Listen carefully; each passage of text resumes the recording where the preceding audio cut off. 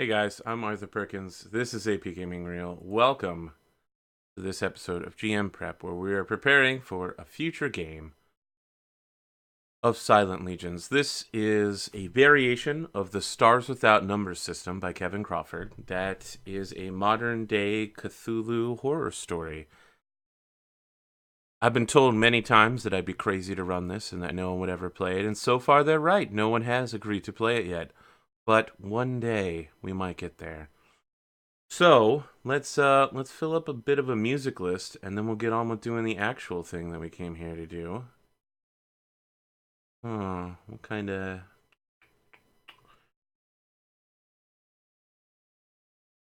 like cyber future? Although again, we don't want cyber future. We want kind of modern day, but still a little weird music.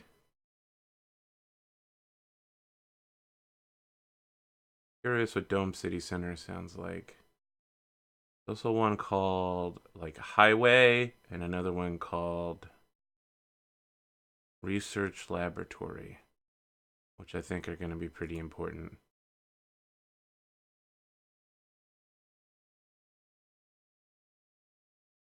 City Cafe. I know, it seems weird that at the very beginning of the show, rather than showing you anything, I'm setting up music. But for horror type stuff, we'll never get better than setting some ambience. So let's take a look at Dark City and see what that sounds like. Oh, that's got to be super loud if it's... Oh yeah, that's really loud. Alright, we'll let that run in the background while we crack open our book here and get started. So, fortunately for Roll20, it supports the system with a character sheet. I know, right? Not all games have one. And I was kind of surprised to see that there was one for this game, but I guess Stars Without Numbers has gotten so popular. Now, I, of course, have run both Stars Without Numbers and Spears of the Dawn, which is the Africana fantasy version of Stars Without Numbers. Looks like everything's there. Perfect. I don't see anything for spell. Oh, wait. Yeah, I guess it would go into ranged weapons. Yep. Oh, abilities, spells, and disciplines. Perfect. Alright, we got everything we need there. No problem. So let's crack open Silent Legions here. We're going to skip creating character rules for the game and sorcery, because I don't think I care about sorcery over much. I don't know that I want the players to be like weird sorcerer mongers. So we need to start with creating the mythos. Blah, blah, blah. Creating the mythos. Summoning up the damnable powers. It's got a lot of advice on what to do here, but at some point we will hit rolling dice. Here we go. Creating gods and forging the powers of the night. Now, viewers, if you have any suggestions, feel free to chime in here. As I go along.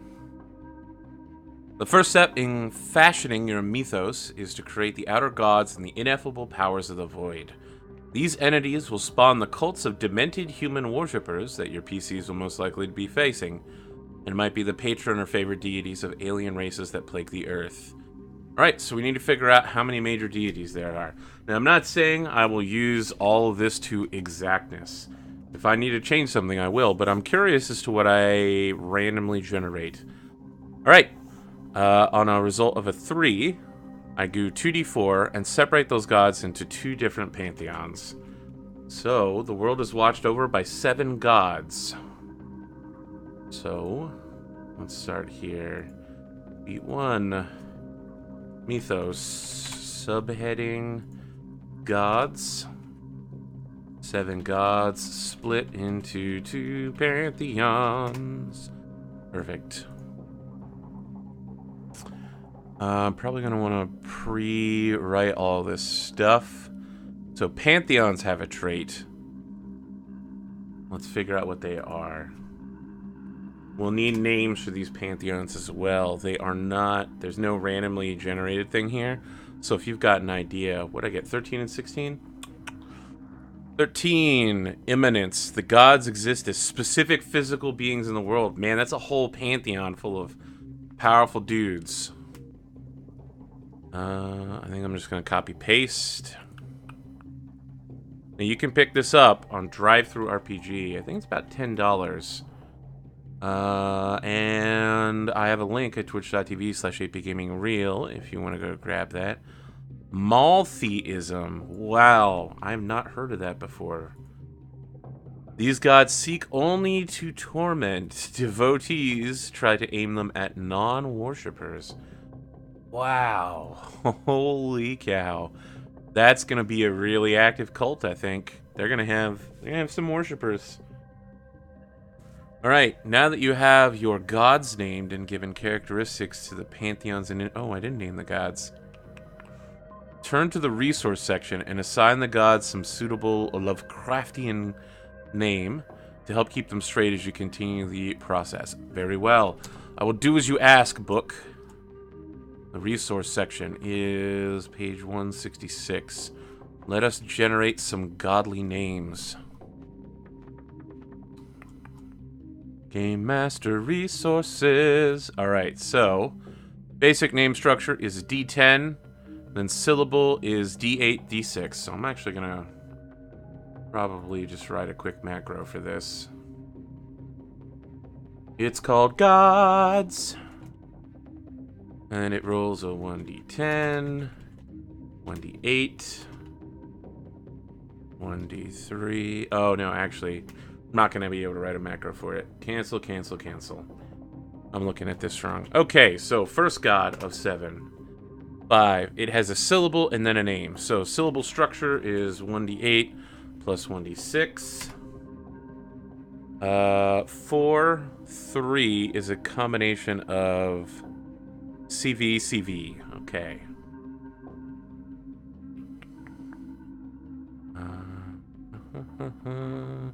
So now it's 4 d20s. 18, 12, 11, 1. CV, CV. 18, C is V. Well, oops. I didn't want to do that. I want to do just actual V. 18, 12. V is O.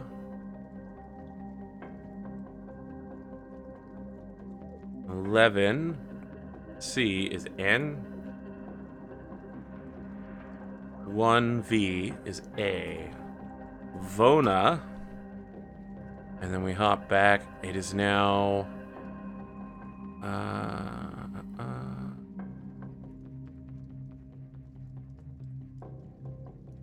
syllable. And then a name. Did I do this wrong? I think I did. Name epithet. Let's see here. You can use these tables recursively if the basic structure is name, name. Roll again for the second element. If you roll 2, the thing's full name becomes name, syllable, syllable. It's sufficiently unpronounceable slush of sounds. Interesting. The basic way to generate a name is to roll on the table to get the right basic structure, and then roll 1d6 plus 1 to figure out how many syllables are in the name, and then create syllables out of the patterns below, or roll them whole from voweled or unvoweled syllables on the side. Alright, well, let's figure out what the second half is. It's 1d8 plus 1d6. 4 out of 5 is CV-V. Okay, so now we're doing 20 by 6. And we'll do that last V as unvoweled. So maybe we'll do voweled, unvoweled, voweled. That'll make it really weird. It's 3d20 plus 2d6. All right, 3, 4 is os. Vona, os. 9 on unvoweled is j. And 20 with a 1 is Fa.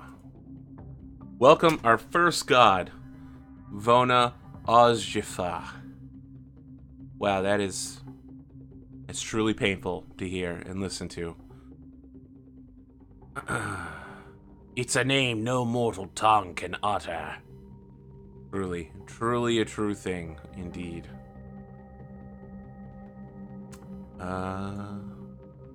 For extra cheat value, you can consult an atlas for a remote location. This game gives such good advice. Now we have to repeat that 6 more times. This is why we're doing a GM prep. Okay, name, syllable name. Okay. Name. D8 plus D6. 5, 1 is VC. Okay.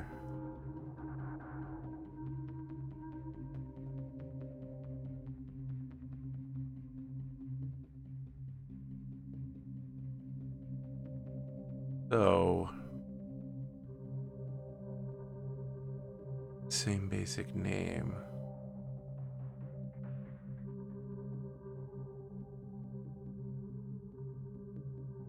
Roll it up.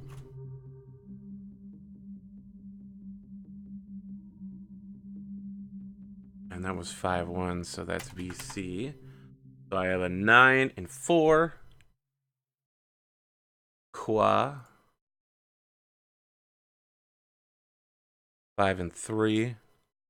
Low. And on a 6, it's name dash, so it's Qualo. You know what? I feel like this is going to take a super long time, so I'm just going to roll a bunch of D20, D6 combinations and just start putting those together. Seriously, we have a lot of gods to go through, and there's quite a bit of insanity down the line with even more rolls. So let's just say Quala, Gur, Euro. Sure. So I'll leave chat live here to make a quick vote on which of the 2 pantheons gets 4 gods and which one gets 3. I feel like if the Imminence gets 4 gods, that's going to be a bunch of very active gods, probably in opposition to each other. And if Maltheism gets it, it's probably going to be a ton of cults in opposition to each other. Just kind of even out the pantheons, make sure that the bigger one isn't the stronger one. Oh, is the right side of the rolls cut off? Well, that's weird. And do a little bit of this. Yep. Oh no, now I get more stuff cut off. Alright, let's try this. This. Oh, it's because I'm... There we go. Alright, well that's gonna look funny, but I guess deal with it. 5, 4. Ox.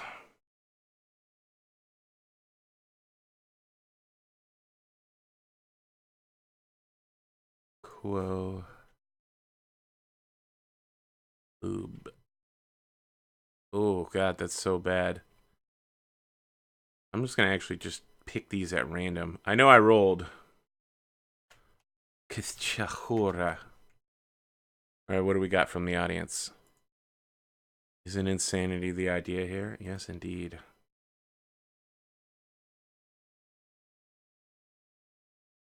Yad Yog.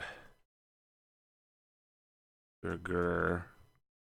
Kith. Oh my god. Let us all sit, brothers, and worship Yad Yog Gurkith. Are there any vowels in there? No. We don't use vowels.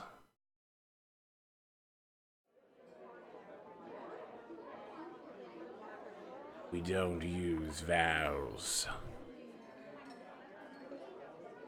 Oh man, I gotta give one a title. As Tell the Devourer.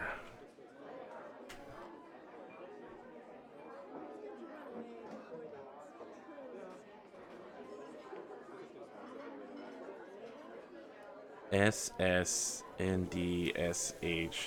Sinshimal. Sinshimal. There we go.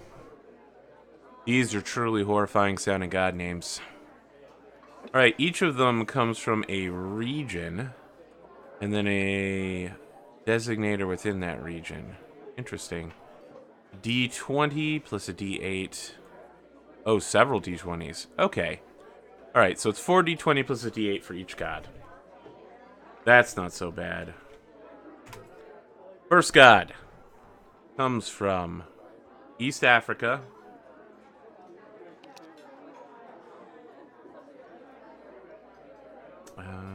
No, I'm gonna... There we go. East Africa from the 4.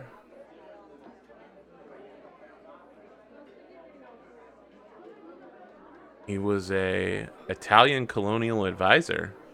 Really? Is that what that is? Oh no, these aren't gods. These are historical adepts or occult figures. Okay, well, we got a couple right here. So let's do that.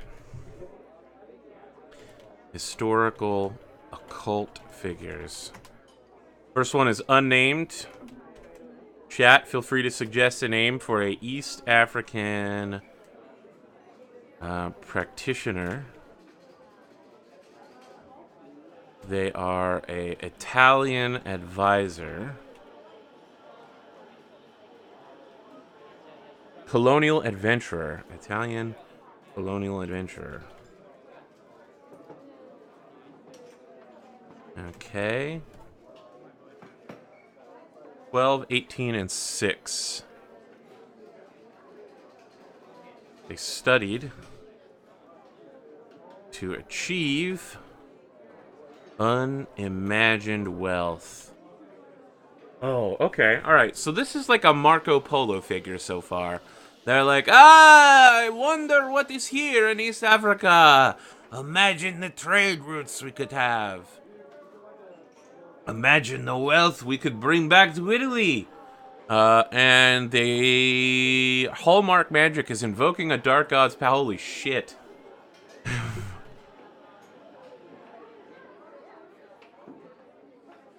Dark god's power. Which god? Question mark. Okay, so, yeah, this guy found a god in Africa and was like, oh, the locals, they are so good at the god worship. What if I were to bring this god back? They could bring me something. All right, and he died, he or she died, killed by an outsider. Oh, wow, that's real sad. They were probably in their wizard tower in East Africa, just like inches away from finishing it, and someone stopped in for some water and was like, oh man, are you summoning a dark god? And then they like cocked back their flintlock pistol, click, bam! And the dude was like, no, I am struck down. Let's do number 2. Oops. Whoa. Nope, don't want to do that. We want to do this.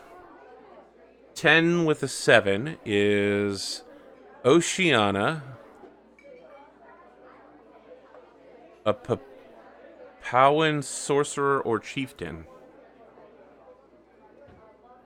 Oh, Papua New Guinea, that's what it is. Papuan sorcerer chieftain.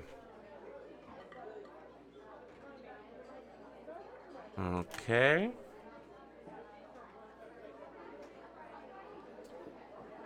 And 5, 12, 17. Overcome outside of pressure. Oh, I forgot to list. It's Oceana. There we go. 5, 12, 17.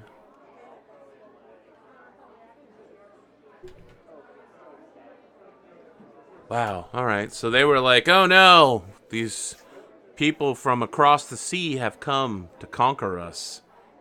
In order to protect our lands, I must summon 12. Cause disaster or quakes.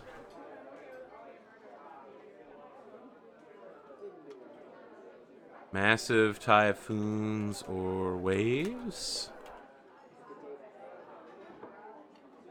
And 17 is transformed into a monster, obviously. Something spiritual from the South Pacific or wherever. Oh man, I'm having a lot of trouble here. The heck Papau is. Let's find out. Let's see here. All right, make the font bigger. All right, now I'm catching up. Everybody's got this thing that they're saying to me. Boom. How about that font right there, baby? Woo! All right. More like Soylent Legion. Baratieri. Very well. I got so cut up in my own world. Ethiopia fought Italy. Okay. Make a note here. Boop, boop, boo, doo, boo. Insert note. Ethiopia fought Italy in the late 1800s. That's not how you spell Italy.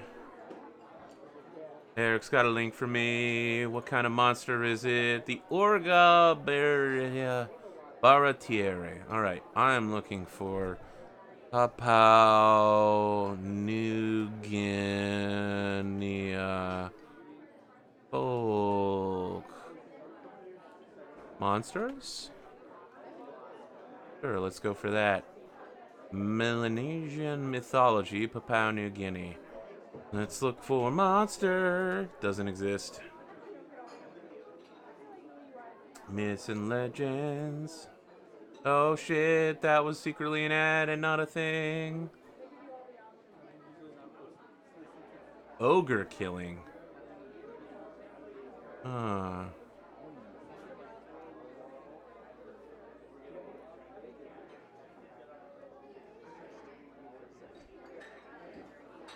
That didn't help at all. 46 creepy mythological creatures. Alright, let's see here. Papau. Nope, that's not a thing. New Guinea. Oh, there we go. How did Papau not show up, but this did? Gazika, the Papauan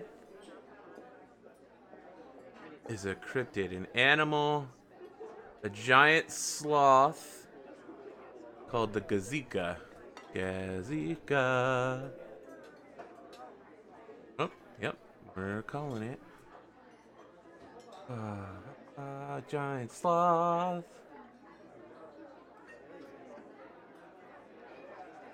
All right. We'll take it. Became a Gazika.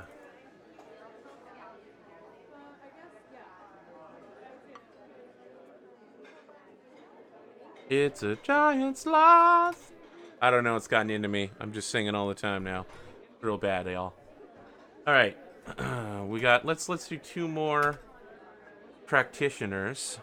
7-6 is the Middle East, and within the Middle East, they are a jinn ruling sorcerer. Wow. Okay. Well.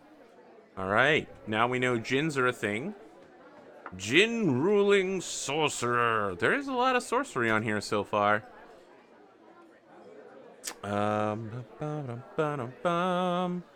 Back up here.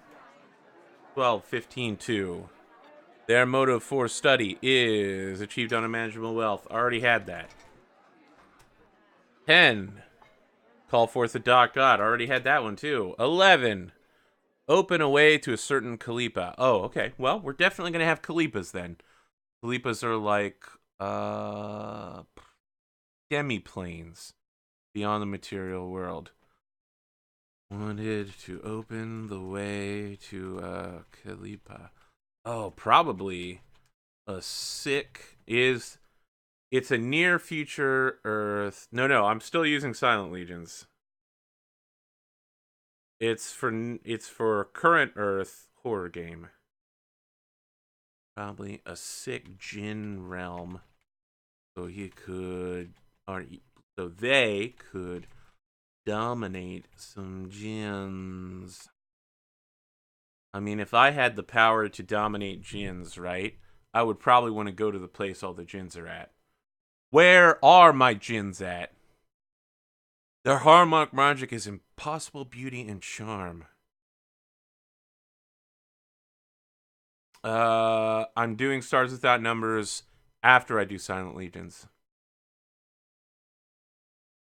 What is this? Patchwork 98. This is randomly generating background material for a horror game called Silent Legions. We've got a list of weird gods with the names like Vona Ozjfa or Oxquolo or Sinshmal. You know, they're like Cthulu. Alright, so unimaginable beauty.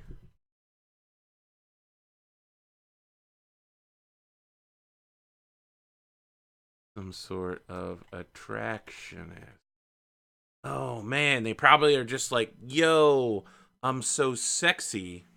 And draw the jinn in, and the jinn are like, I can't resist. And they're like, that's right. Because look at my sexy body. That's how I'm doing it. So interesting side note. Jinn are fatally attracted to humans, especially sexy humans. Question mark? And one more roll of the die. Oh, I forgot. How did they die? It was a 2. They were carried off by devils. Oh, man.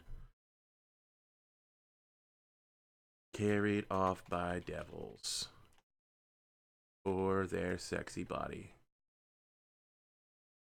And now the devils have what they want. Have what they want. 19. West Africa. Wow, we've got a lot of very, I mean, it's pretty African based. Interesting. All the spiritualists coming down there. All right, 19.2. Western Africa. Anti-colonial guerrilla leader. Wow. All right.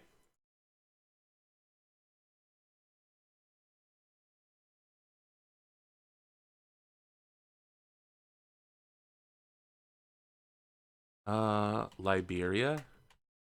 Maybe the entire country founded by a sick cult of, and oh, I should probably make that like sick cult of anti-magicians.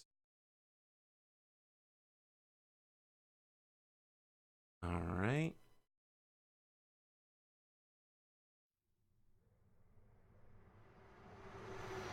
Next up is 433.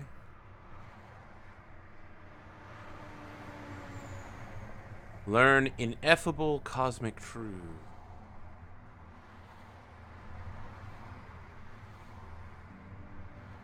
All right, I'm gonna say this. I don't actually know what ineffable means.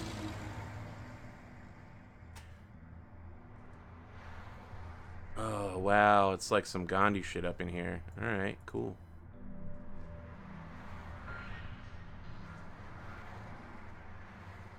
Boom. 3-3. Their hallmark magic was uttering useful prophecy. Oh man, like seriously, no matter where this is on the west coast of Africa, this person was like actually powerful. They were like, listen, come to me. I seek the truths of the universe. By viewing all points of data at all possible points of time, I can say with certainty what will happen, what has happened, and what is happening. Go now, for your wife is with child. I mean, it's an anti-colonial guerrilla leader, so they would be someone who was a guerrilla against the colonists, like Europeans. And their manner of death is that they were summoned by a god. Sick! Summoned by a god. If one of these gods is of knowledge or truth, that's the one that carries him to heaven. So, by the way, none of these gods are good. They're all like horrible monsters. So when he gets summoned by a god, or they get summoned by a god, they're probably like, ah, yes, I will learn great truths, and oh no, you're eating my brain. I can see in 7 dimensions now. And then they died. Alright, so that's naming the gods and finding the secret sorcerers of the world. And so these are like popular historical mythological figures the players may have heard of at some point. Or, I guess in some cases they're still alive. Like this Papuan sorcerer chieftain is still actually a monster. Dark circumstances. Nope, creating your myth. Alright, so we've got the start of some myths. Not full myths. We've got gods, we've got pantheon traits, now we need portfolios. Now that you've named your gods and given characteristic traits to the pantheons and individuals... Oh, you have to give them to each individual too? Let's see here... When humans speak of outer gods as dying or hating or needing, it is an expression of human analog.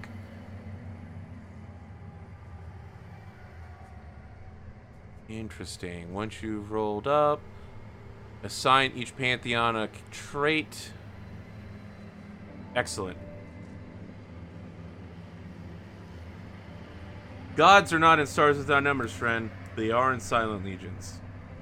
Silent Legions is a Cthulhu horror modern day system using the Silent Legions framework. I'm sorry, using the Stars Without Numbers framework. After I'm done Silent Legioning, I'm also going to be preparing for a Stars Without Numbers game. Alright, so each god gets a portfolio. 7 d20s.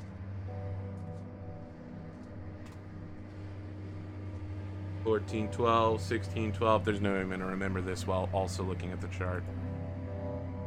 I am doing both. 14. Okay, we literally have a god of death. Oh, this isn't D20s. This is actually D100s. Whoops. Roll 7100. 70, 80, 1962, 52, 92, 1. 70. Smoke and miss. 80. Specific shapes. I'm gonna go with squares. 19. Disease. 62. That's serpents, baby. So, here's the thing. These gods exist as specific physical beings in the world, which means there's like a cloud of smoke and mist that rolls around. There's the personification of disease and serpents. But what's way more interesting to me is there's actually a god of squares that squares their way around the world. It's just like, yo, what's up? I'm a square. Oh, I like that. I like that title. The Putrid.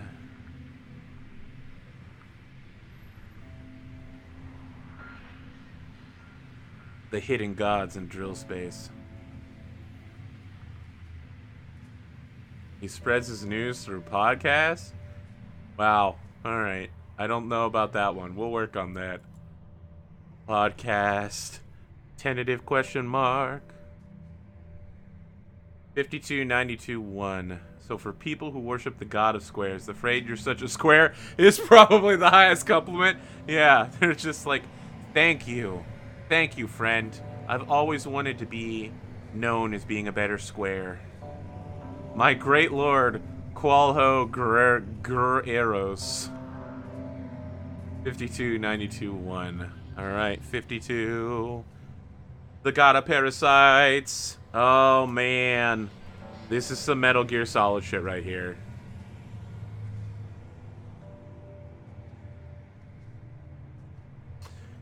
All of the followers of Yad Yag Durgur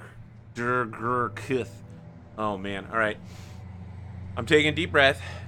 Yad Yag Durgurkith. Yad Yag Durgurkith. All of them get throat parasites. And from that point on, they have no control over their own voice. They only speak with his words. Boom. Nailed it. I mean, stealing, it'd be really obvious if you were walking around in real life and couldn't say vowels. That's some Adam Coble Dodger shit right there. That's some, 92. The Lord of Vermin. Wow. There's like some really negative stuff on the right-hand side over here. Age. Okay, once you know an entity's general portfolio, you can select the mode of their relationship to it. You can simply dub an entity the god of all aspects of it, or it can be useful to narrow down. Huh, interesting. D10, D4. Let's roll a couple up and see how they turn out. 7, 4. We'll just we'll go odd numbers. So 1, 3, and 5. We'll have them. The 7, 4 is the prophet of smoke and mist.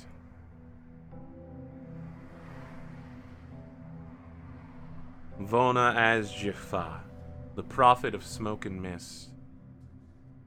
10, 1 is the womb. Oh god. The putrid womb. Oh. Oh. Oh. Yep, that went full Cthulhu right there.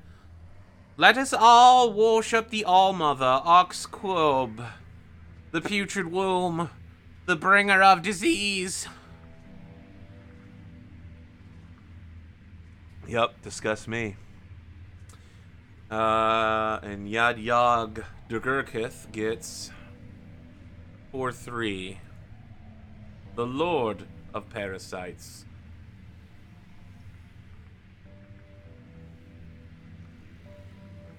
Once a god's most basic operations have been chosen and a suitable epitaph is at hand, you can mix a title for the hideous deity.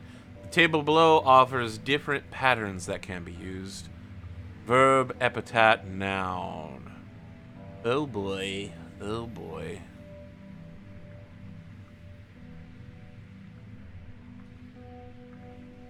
Well, we'll roll some random stuff up. For the other 4 that didn't get anything, we'll roll 48. 8 is title, verb, noun. We need to get a title.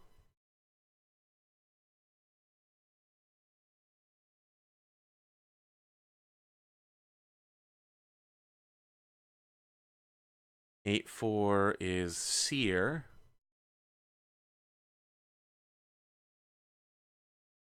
Verb, noun. D8, D10.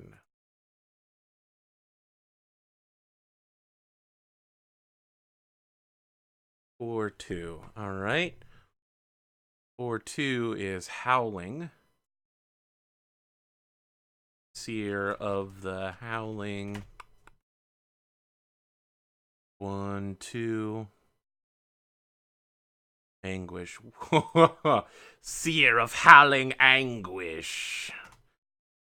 Let us all bow before Qualho Guerreros, seer of howling anguish, creator of the square. Everyone's lowering it to ox kebab now. Oh, these are so terrible. These are really bad names. They're physically disgusting. All right. 6. Verb, epithet, noun. Okay, so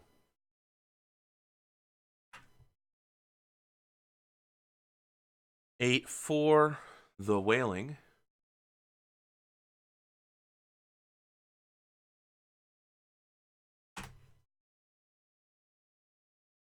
Title. The N plus 1d4. 5, 4. Wailing knower of 6, 6. Sevenfold. What you didn't know is that Cthulu is actually the patron deity of Avenged Sevenfold. I think that's going to be canon. The Wailing Knower. 4. Adjective, noun, epithet.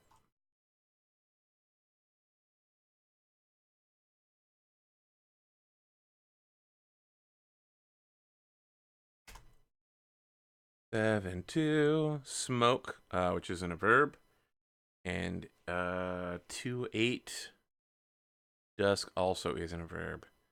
Looking for the closest verb. Really? Okay. Filling smoke. And a title.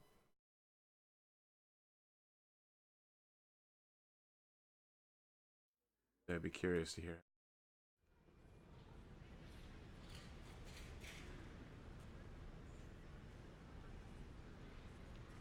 3, 2. Devourer. Wow, I already had Devourer. The fillings. As tell the Devourer, the filling smoke. Boom. Look at that. Sometimes it just happens. I'm not good.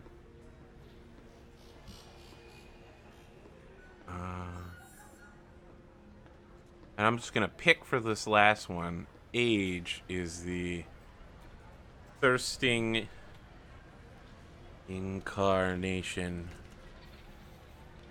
of ravenous destruction. San Shema, the thirsting incarnation of ravenous destruction, comes before you. Alright, we've got some pantheons.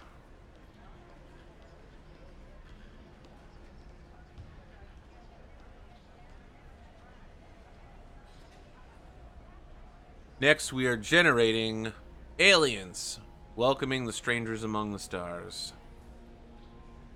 Go ahead and pop them open. Welcome our friends, the aliens. The grim history. So it doesn't matter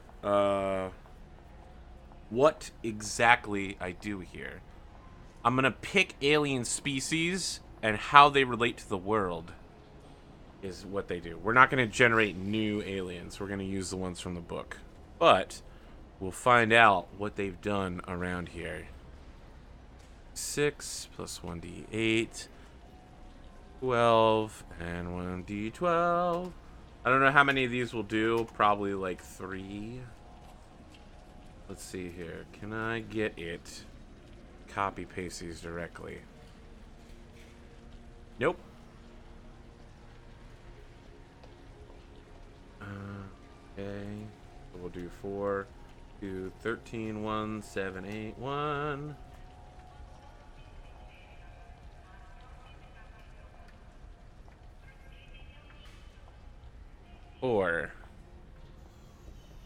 They arrived in the past century. What aren't they known for? They are not known for their greatest works. Vanished long ago. That's a little weird. Oh, no, their great works were so long ago, they have all vanished. Interesting. So this species arrived with a bunch of great stuff, and then it's all gone instantly.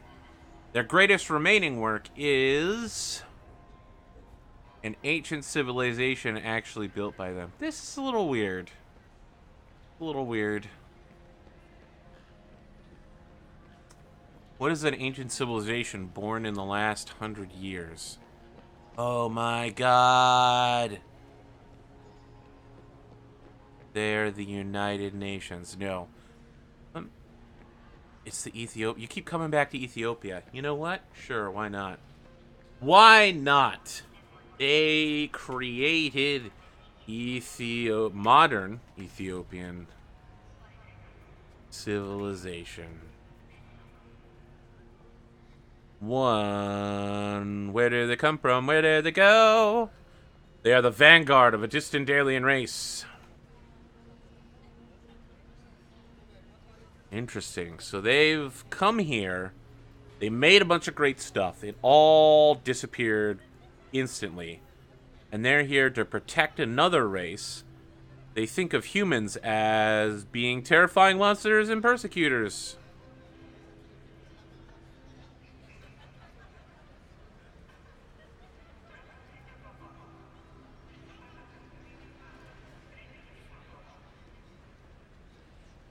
Oh, man. What did they influence? Sorcery. That explains why our Italian adventurer went there. Yep. Sorcery. Italian adventurer? Many great sorcerers have drawn from their knowledge. Cutting back to that Italian sorcerer. Let's say this guy's like, I am looking for something of great wealth.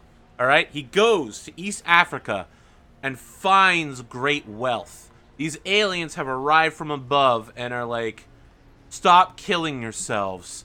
We have this great knowledge we can share with you. And he's like, awesome. And he immediately sets about summoning a dark god to give him more power.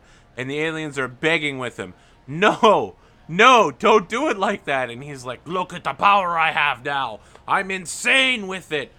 And then another human comes along and kills him. And the aliens are like, oh, thank you. Don't bring the gods here. And that guy who's killed him is like, don't worry, I just came here for his stuff. And then starts selling off all the books to make some money. Because he's not a sorcerer. He doesn't understand what's going on. He just killed some guy who was insane. And now, all these sorcery books are lost to the aliens. They've been stolen, then they were reclaimed, and then they were just sold out into the world. Boom. Why did their influence upon the world end? A human group banded together to stop them. The United Nations was secretly formed to stop alien interference once their sorceress cabal found out about them. And this makes it really cool because the world actually is run by a secret sorceress cabal. The United Nations. When they're in there sending some UNICEF aid and they're sending like war stopping stuff to East Africa, they're really going to Ethiopia to fight the aliens. And the aliens are like, no, stop persecuting us. Please, you monsters. We're just trying to live in peace. They're like, go away, aliens. What is that movie about? An alien race that lands in like ships and they can't go home. It's like found footage where the humans fight them off the planet. There's some like weird, their rifle rounds are like you fire them. They hit the target, and then they fire a second bullet again to penetrate the armor. I don't remember what it is. But geez, I'm really getting a vibe about that. Like, the aliens have secretly set up a colony here. Oh, man, it could be some... Alright, let's write this down before I forget about it. There is, like, a weird allegory about... It's not District 9, but it's probably related to District 9. In District 9, it's specifically a war movie. And District 9 is just kind of about this guy that's surviving, right? Weird allegory about Italian colonialism and the aliens. Figure this out. I'm not going to do it now. Oh, it's definitely not Battlefield Earth. Oh, Jesus, no. Nope, nope, nope, nope, nope. I don't need no L. Ron Hubbard shit up in here.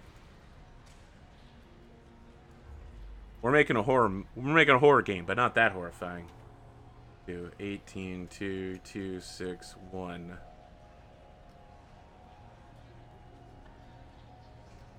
Welcome, our new alien friends. These aliens arrived within the past 1,000 years.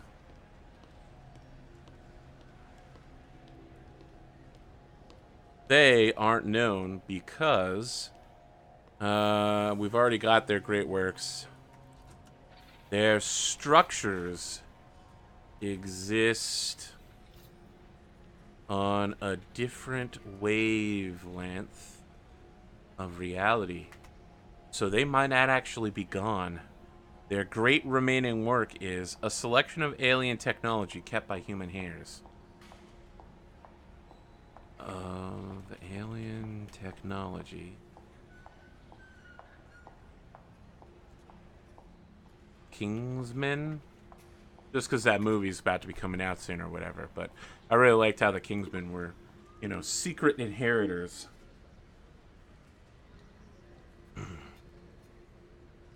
Two is...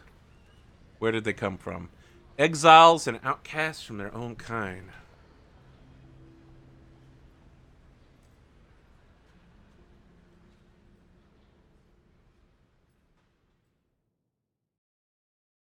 But the alien version of Hill.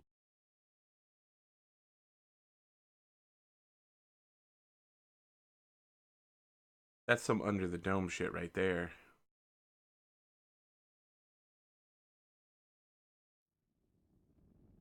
What do they think of humans? Humans are meat tools to be shaped and used as needed.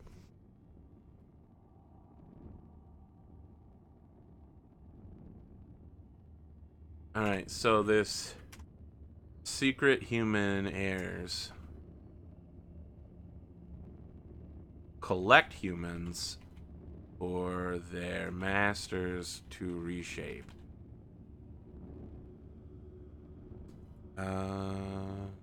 What did they influence? A city. One historical city was actually under their control.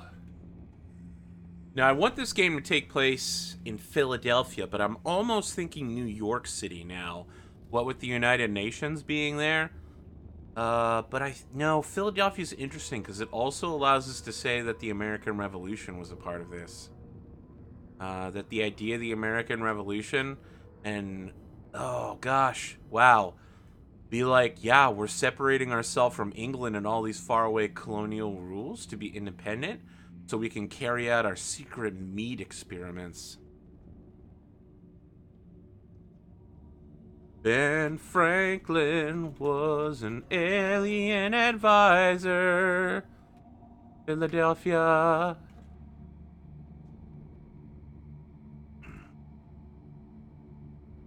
Why did their influence end? We already had a human group banded together, so not that. It's never ended. It's never ended. It's just become more subtle. Alright, and our final group of aliens tonight. 1620. 6622. Too small? I bet it's too small. Everyone was saying it was too small earlier. Bump the text size up.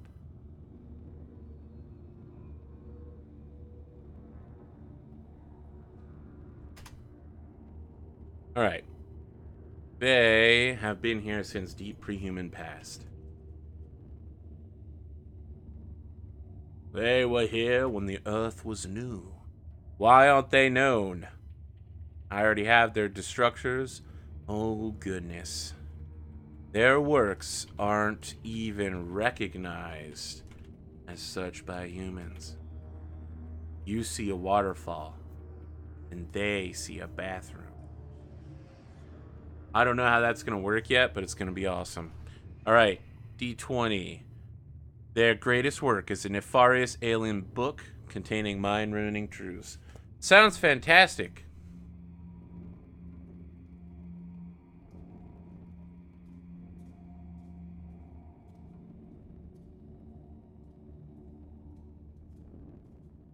Garden of Eden myth origin.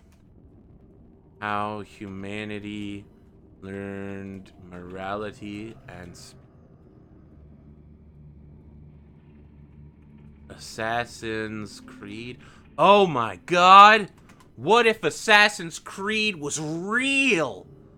In this universe, Assassin's Creed is real. An alien species did mess around with humanity in the deep past. Holy shit! Wow, I don't know if that's way too in-depth, but I'm thinking about it.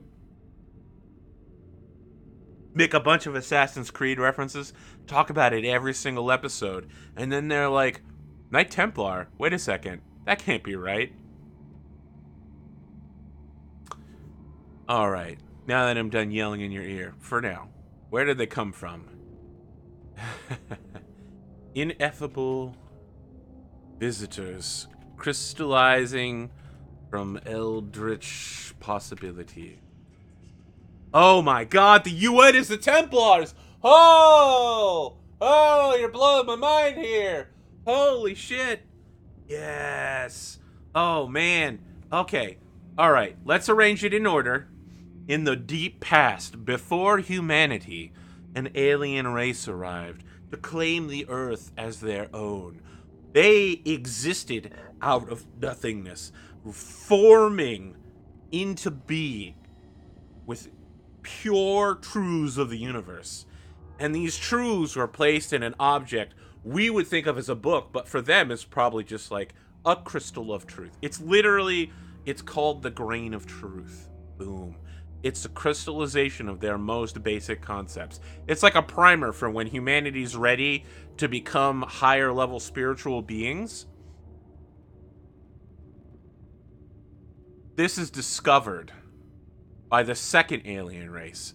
They're like, oh hey, we're on a different wavelength, right? Their structures exist outside of reality, all right? And they're like, oh, we can see this thing. Hey, Earth looks pretty cool. There's that grain of truth thing. And they're trying to find it. They land, they're like, oh, dang, man, I really want to find this. Because we got to get back home at some point. We were like exiled for being idiots. And if we get the grain of truth, we can become great savants and masters and return to our people. All right? In the process, they're just like, I don't know, this place looks great. Native Americans, sure. I guess we're not calling them Native Americans because no one's named it America yet. Whatever. So they just start messing around with the local people, turning them into meat puppets, trying to find the grain of truth. Surprise! It's on another continent, and they can't get there. Until Europeans come, and they got these really sick boats, all right? And the aliens, alien number 2, are like, cool, we're gonna rule Philadelphia, but have you heard about slave trading? Sounds great. Now, they're just like circular slave trading in Africa, where they believe the grain of truth to be. Enter aliens number 3, the Ethiopian aliens who come down from space, peaceful like. They're just like, hey man, we're here to have a good time. They land, all their sorcery books get stolen immediately by this evil Italian colonial.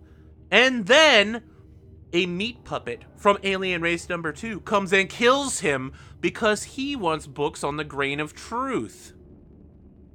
Oh no, turns out, boom, the grain of truth isn't an actual book. It's a philosophical concept. And the guy's like, all right, well, these books on sorcery are basically useless to me. He sells them all off and reports back to his alien masters who are like, why would you do that? We need sorcery. This is great. And now the Templars, the United Nations, the Philadelphians, they're all at each other's throats. Secret organizations formed by aliens to advance humanity for their own specific goal. Boom. I wish I had written any of that down. That's real bad. I didn't write it down. I'll try to remember it. All right, let's write down secret war over the legacy of Alien 3 between Philadelphians, meat puppets,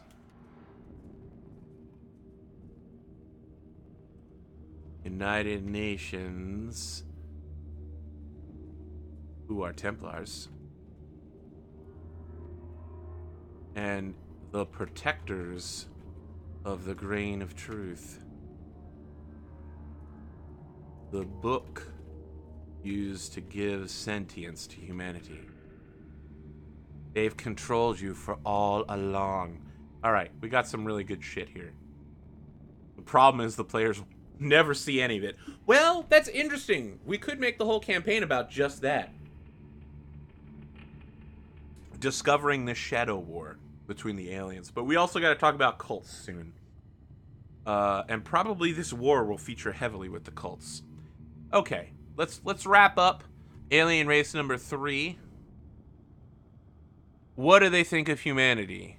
Humanity are fine hosts for larvae or other offspring. Oh man, human minds are fine hosts for their conceptual children. Calculus, gravity,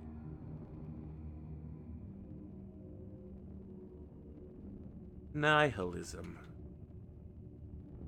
Some of the greatest advancements in human history. Isaac Newton, that guy wasn't smart.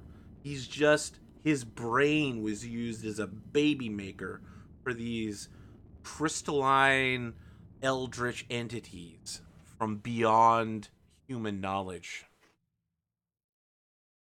That's why no one recognizes their works, man, because we think that there are works, but really it's just the offspring of baby makers. All right, I'm starting to sound like that crazy History Channel guy. It's aliens, man. Actually, in this case, we are talking about aliens, so that makes sense. What'd they do with their influence? One substantial religion results from their work.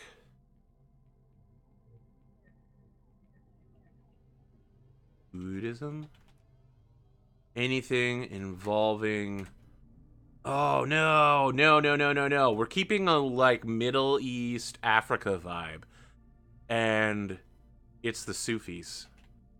Those are Muslim mystics trying to achieve spiritual greatership. Yep. They founded the Sufis. Like, they inserted the idea of Sufis and Jesuits. Boom! These two factions from opposite sides of religion, Muslims and Christianity, are actually one single twins. Oh my god, they're twins from the aliens. They're baby twins. All right, this happened. It's happening. I'm rewriting human history right here. Why did they end? Their human catspaws were destroyed by the others.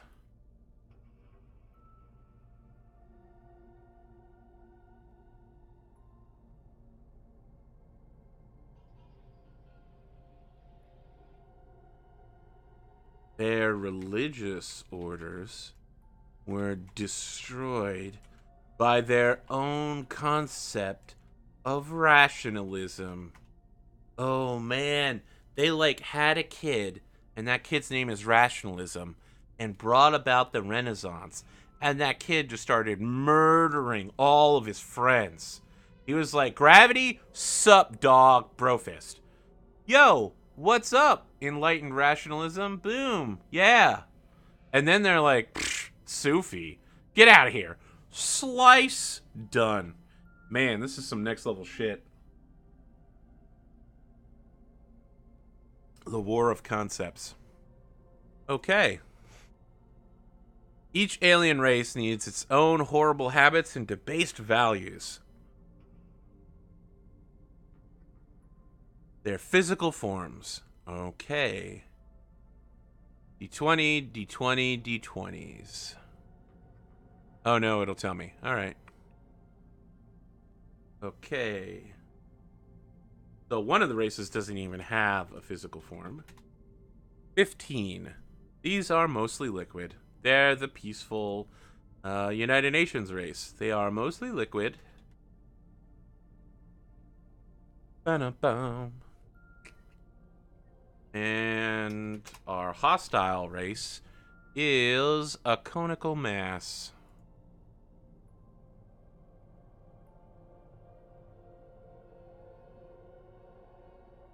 Okay, that's fine. Manner of feeding, voice or call, the way it moves, and hunting styles. This is gonna get real weird. 4d10 plus 1d100. 757125.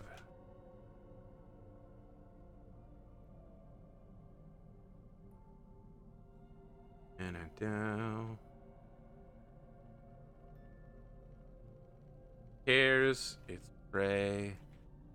Small pieces. 5. Elaborately prepares its means. Oh no, sorry, this is the voice or call is a chorus of many voices. Makes sense, they're the United Nations. Or at least the formers of it. 7. They move as if in a strange dance. Like that weird opera shit from Star Wars Episode 3. Its hunting style is to chase down its prey.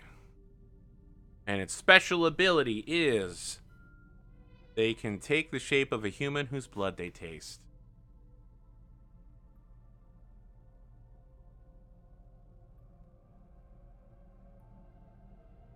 Wow. Alright, next level. Hardcore. 3, 8, 9, 7, 29.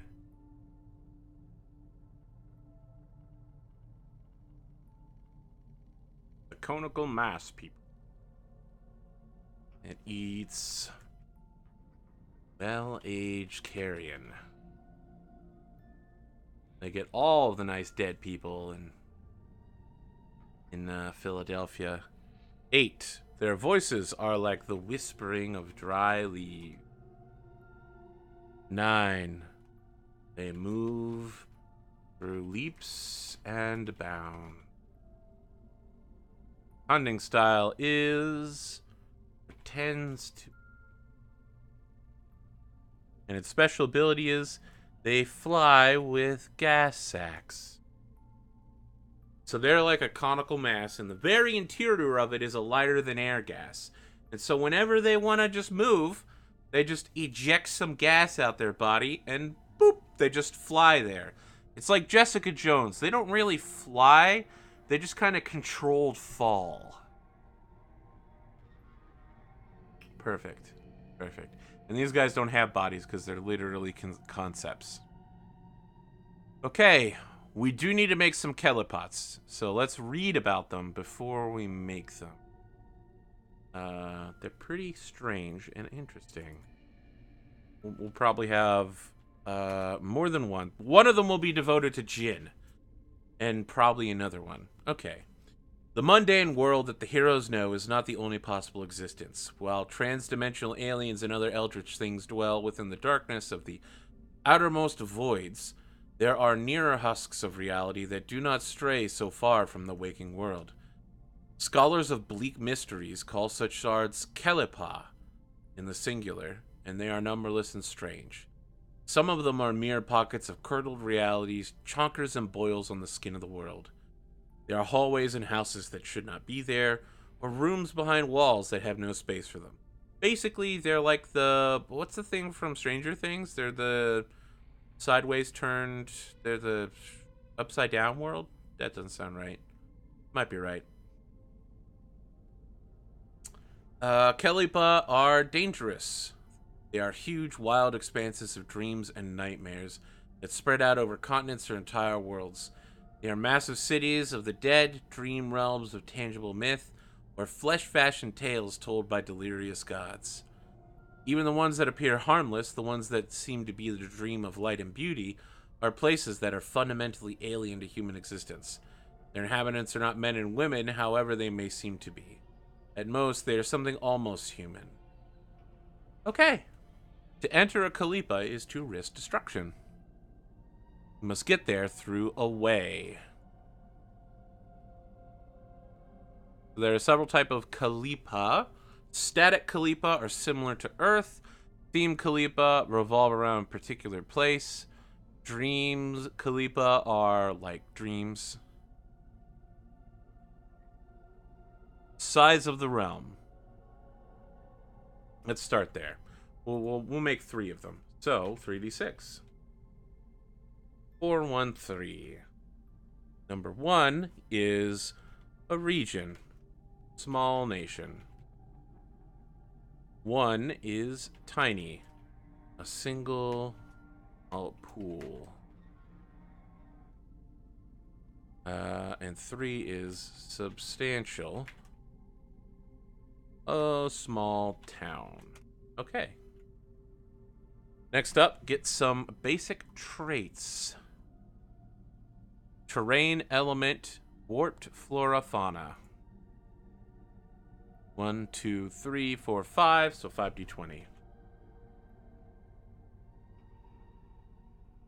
9, 19, 18, 12, 6.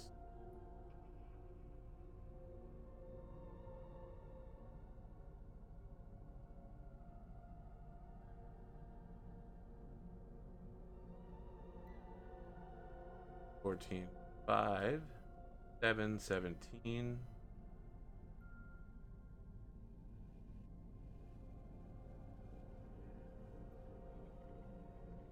4, 2, 2, 6, 11.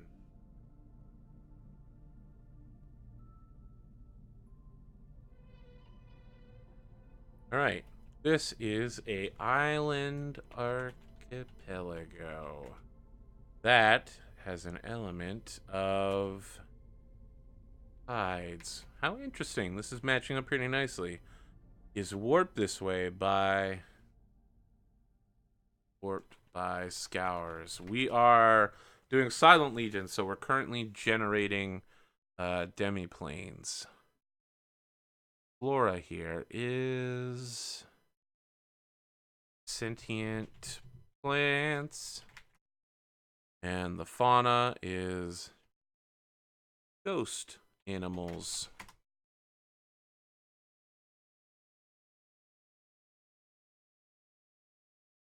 When the ghost animal music would have been real good, we lost it. All right, 11. This tiny pool is landless sky. That made of shores. Well, I mean, if you have lands, you really have shores. We'll skip that. 5. It is warped by producing great emotion. The flora here is parasitic. They ride on animals. And people. Oh, snap. This is probably the realm of the god of parasites. He's like, cool, I set this aside for my followers to come get their weird plant stuff. 17. The animals are serpents. Interesting. Isn't there also a serpent god in that same serpent parasite? They're opposing. All right, we're not gonna. We'll just call it a happy coincidence rather than make it all go together. Substantial size small town. That is a desert. This is gonna be the Jinn place. It's Jinn Town. We rolled up that person earlier who is creates Jinn, or I'm sorry, dominates genies. It is cloudy, literally a sky city. beloved.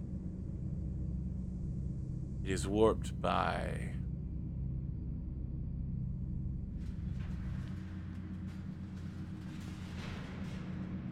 dreams of hydrate. So as dehydrated people die, the city like loses some of its clouds, and as more people get dehydrated, they get some more. So like a ship full of shipwrecked dehydrated people would make the city powerful for a short time, and then they'd all flicker out and die, and the city would lose a lot of cloud power. Interesting. The plants here are jewel colored, which makes sense. Jewel plants. For gin, very, very gin-ish. The animals are made of fog, which also makes sense for a sky place. Checks out. Create the inhabitants. D12, D4, D8, D8. Oh man, this is really long. Alright, here we go.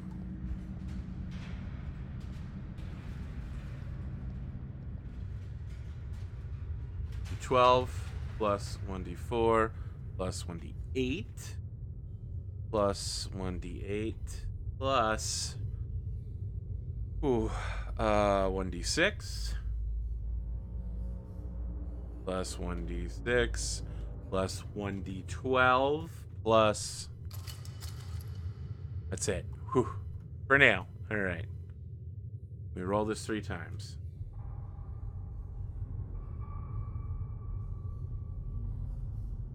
4, 2, 5, 2, 2, 6, 10.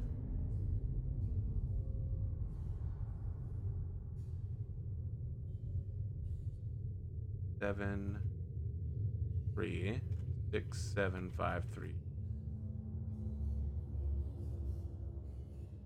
Random generation. 9, 1, 6, 7, 3, 2, 10. That'll be the end of that.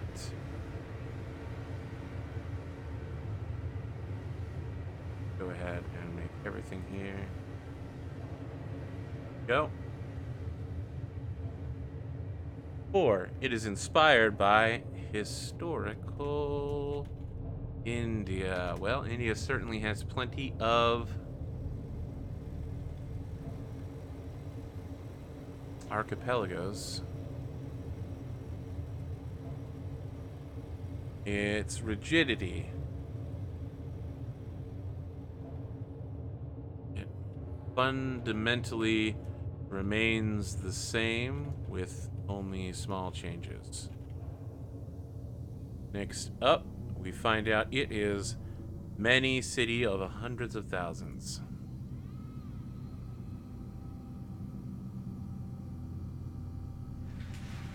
Technology level is Bronze Age. Metalworking and muscle device. Their magic level is lost. They once had the magical arts. Their factions are all against all. Mass treachery. Holy shit. And it is ruled by an oligarchy of powerful nobles. Wow, that's... Oh, it's gotta be a terrible place to live. Your mom would turn you in for doing something? Oh, boy, everybody's always just murdering each other. Seething mass of treachery. Alright. So, back to our little landless pool. It is based off of medieval Africa, and Ethiopia is one of the lists, so it's based off of Ethiopia.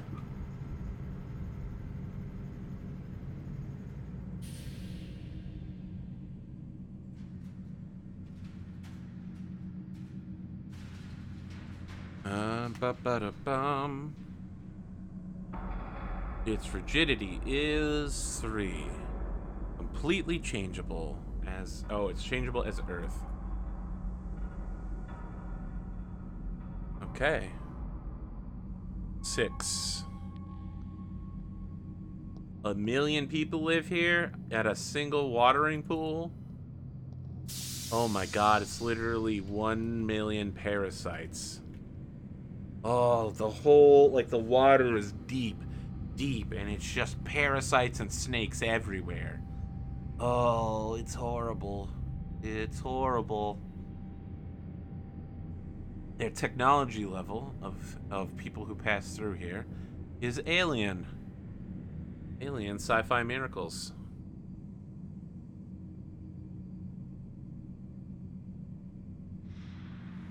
No one really stays, though. Limited magic.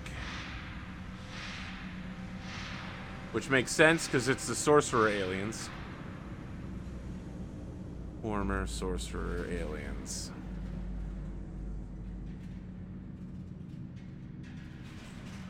Three is the number of major factions, is several large groups among the parasites. And they are ruled by caste leaders. Oh, no, caste. Occupation. Oh, so maybe they're a little bit like the Zerg from Animorphs? Not Zerg. Jesus, what were they called? The Yerg? The Yarg? Overlord 9? I don't remember what they're called, but the parasites from Animorphs. They were like symbiotic, but parasitic, for sure. They took over people's minds and stuff. That's what these parasites do. In exchange for giving the user the ability to use magic, it takes over their voice so they can't say what they want to.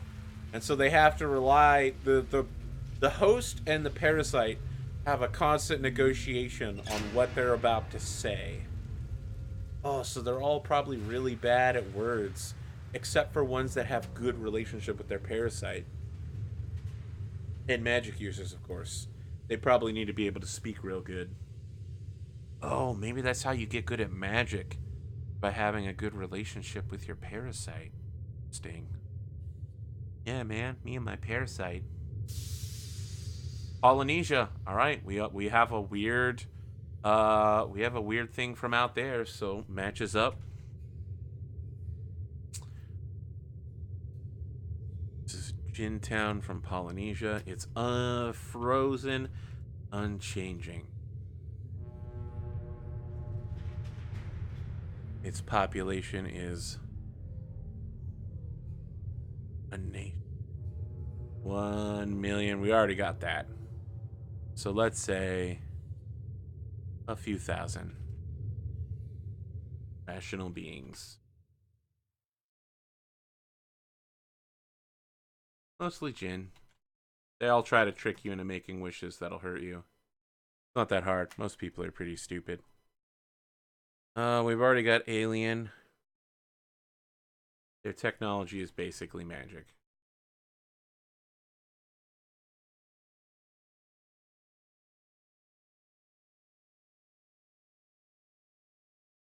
That's how they accomplish wishes. Their sorcery is hidden.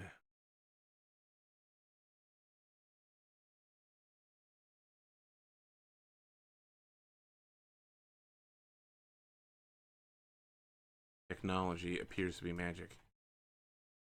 Like the whole, everything around them, all of the buildings that hear the words are like sentient AIs that create your wishes. Both magic and technology. Next level. Next level. Number of factions. 2 factions. And they are all ruled by an oligarchy. No problem. Let's call it a hive mind. Yeah, adversarial trill. I like that. Adversarial trill. Perfect.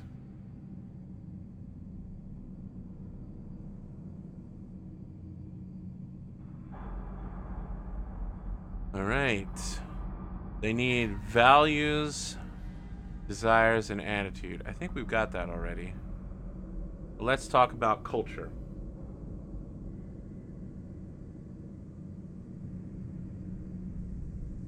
974 and 80. Communities are hidden from outsiders. 74. They originally... Oh, well, that doesn't make any sense. These need to be flipped around.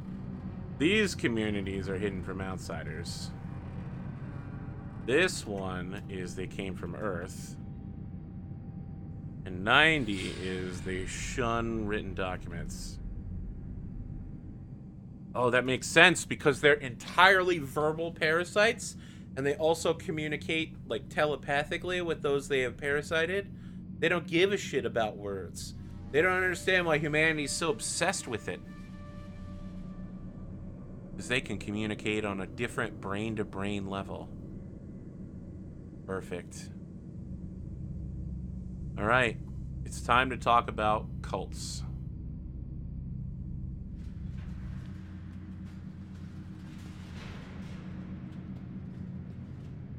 I think, how many cults do we need?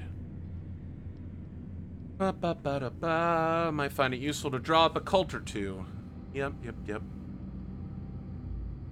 If you intend for a cult to be a major antagonist with regular and repeated clashes, you might be justified in fleshing it out thoroughly.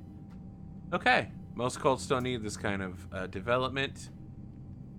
So we're just going to do 2 cult outlines. And we can fill them in later. Oh wow, this is going to be real long. This is going to be a lot of rolling. I hope you're prepared. I hope you're prepared for randomness and making stories together, friends. I'll need your energy. 1d20, 1d6, 8, 1d12, 1d12. 1d4. Oops. 1d10 plus 1d20 plus 1d6 plus 1d8 plus 1d12 plus 1d12 plus, oh my goodness, 12, 12, 12.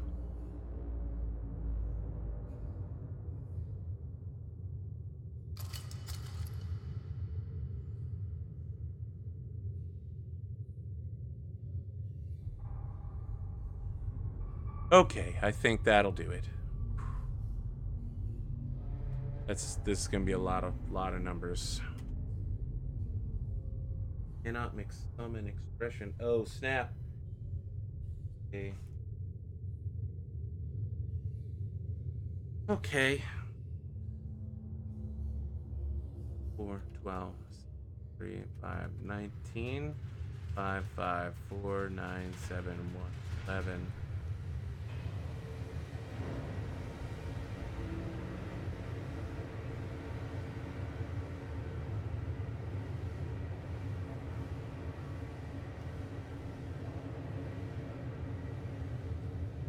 Four, 8, 11, 3, 1, 5, 3, 3, 10, 12, 9, 1, 2.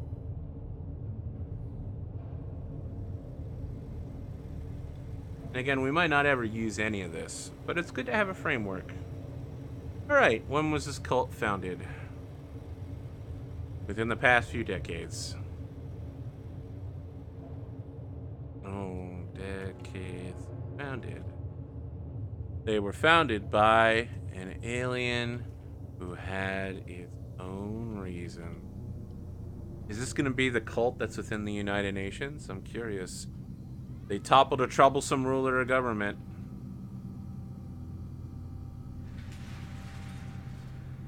Yep, it's definitely going to be the United Nations cult. In West Philadelphia, spending their days. Not really. 6. They are troubled by the clergy.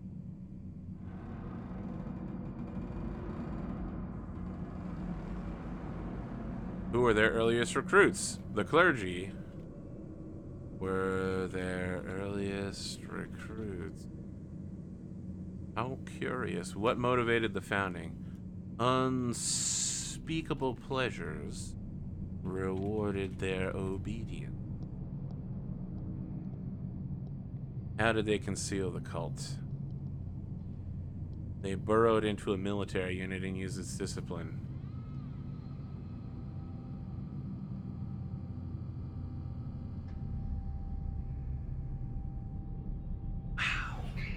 Wow. They're literally like the military wing of the United Nations.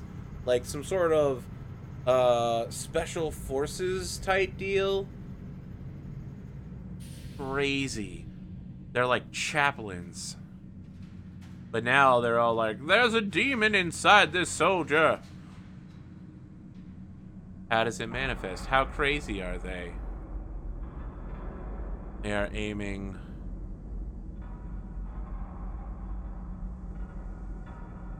for a lunatic purpose in a rational way. Yeah, I just need to blow up the moon. We need to send a rocket up there with a nuclear bomb and blow it up. Makes sense, right? Just need to blow up the moon. Don't need that thing anymore. All it does is get in the way of the sun. 5. Where do they meet? In the wilderness glade, remote rural location. I'm gonna scratch this and actually just say UN headquarters. Their special quirk or trait, they don't bleed and must be dismembered to be killed.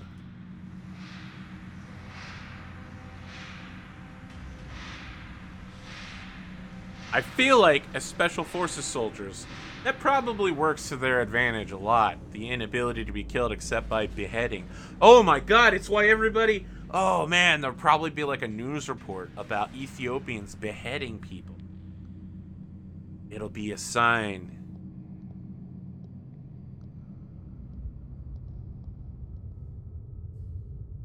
Blamed on Muslims or ISIS or some shit.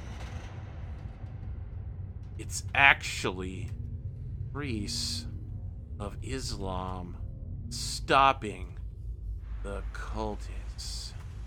They're protecting us by dismembering.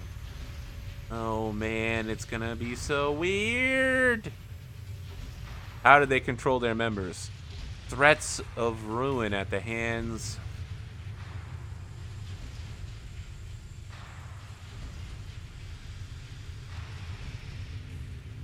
How is it governed? A high priest is first among equals. So probably one squad leader before the others.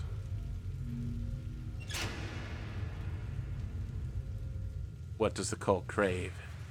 It wants revenge against the alien governments. 9. What is their strongest tool? They have unholy abominations under their command. They use their time in the clergy well to summon up demons from beyond. What important NPCs serve? Okay, so they serve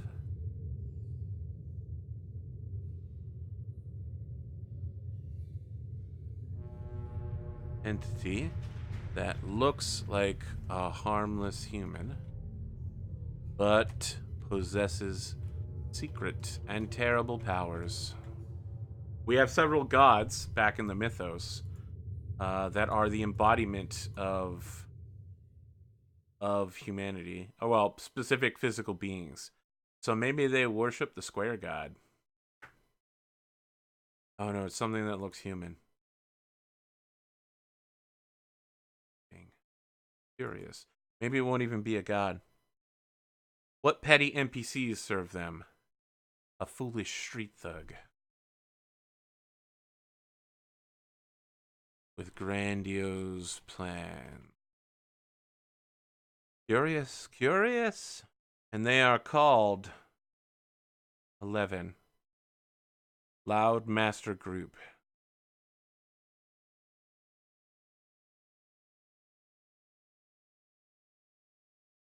D12, D12, D12. 8, 10, 7. They are called the Holy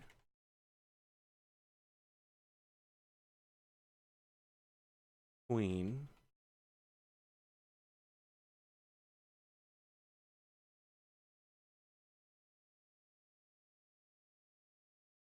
the Holy Queen's Creed.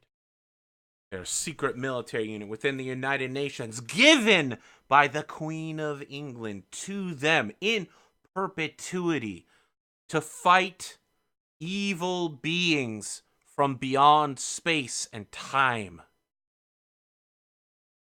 And in their unwavering commitment to stopping the alien forces from beyond, they have turned humanity into their playground.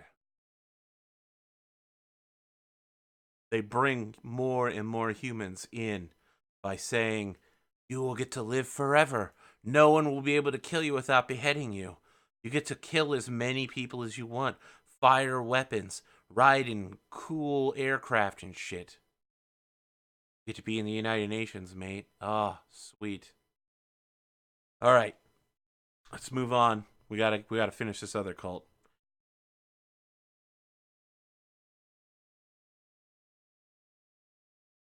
It was founded in the last few centuries.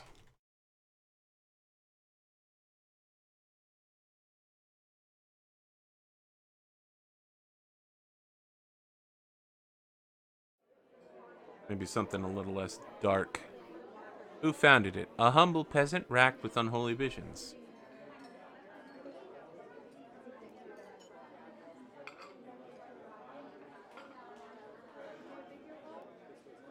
Their most important past event was they've summoned their patron at least once.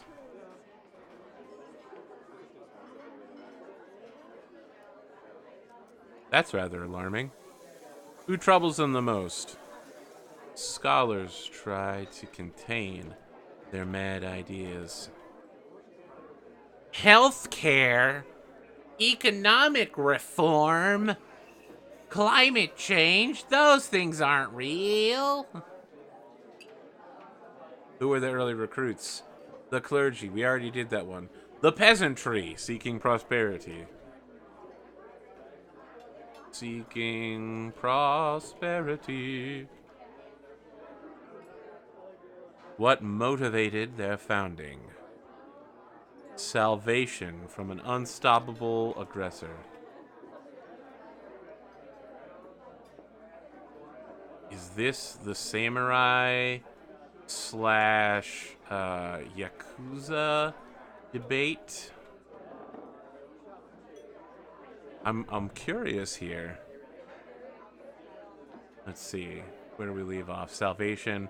How do they conceal their cult? They recruit only their kin.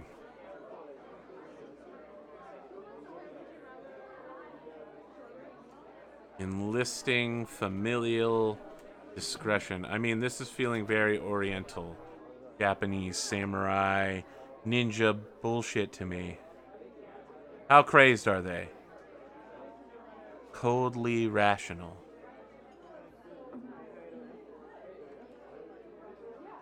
Using the cult's powers as a mundane tool for enlightenment.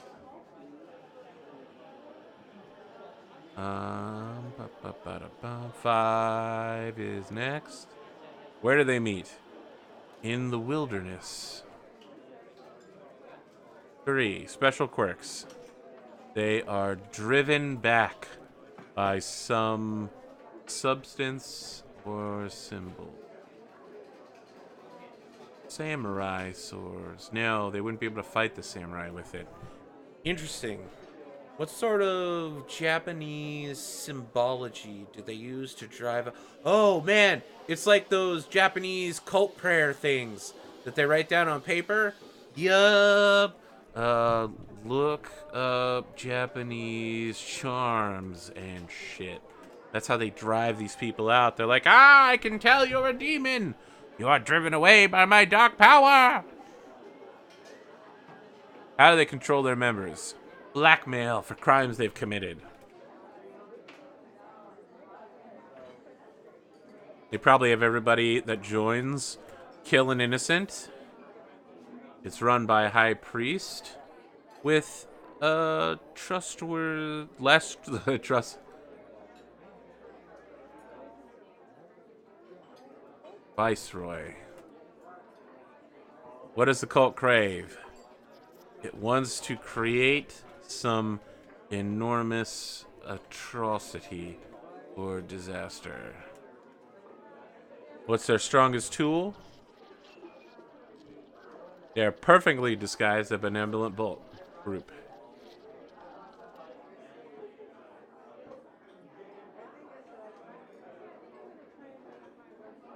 Stopping Japanese whale murder? They're like the Japanese Greenpeace. Yeah. Alright, what important NPC do they serve?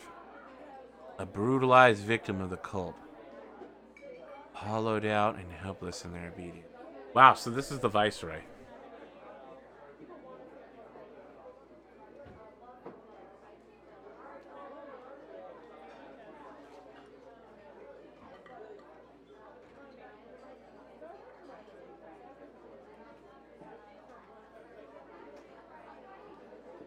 So the Viceroy is like a tuna company CEO that the cult has used their sick mind powers on. Convert him, and he's like, no, please stop. Ah! And now they use him to push their agenda. What petty NPC serves them? I already got a foolish street thug, so instead it's a corrupt cop who only cares about bribe money. And their naming format is Object Loud Master. So we do 3d20 again. Oops. 686. Object 6 is the hand. Well, that sounds very Japanese. 8. The hand. The holy hand of the master. Wow. Damn, that does sound pretty Japanese. Ah, serve the holy hand of the master. Shinto charms. Perfect. Thank you so much. Shinto charms. About to get wrecked, Shintoism.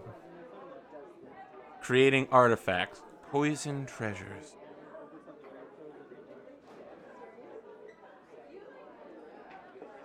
No, I don't want to do too much magic stuff for the hall to fall into the player's hands. So, I think this is good. I think we got a good first start. I expect this to take less than an hour. And it's taken almost 2. So, when next we return with GM Prep Part 2, we'll create the world by taking a map of Philadelphia and then putting tag locations around it in order to show what's where and what does what. And then we will begin the cult war between the cults, giving them abilities, powers, and sorceries with which to push forward their agendas against each other and against the common people. So, thank you for joining me, and I hope you've enjoyed your time. We'll also be doing adventure creation next time, templates. They will be specifically filled in with things that the players have to say to me. So, let's find someone for you to watch after me, and I'll see you next time.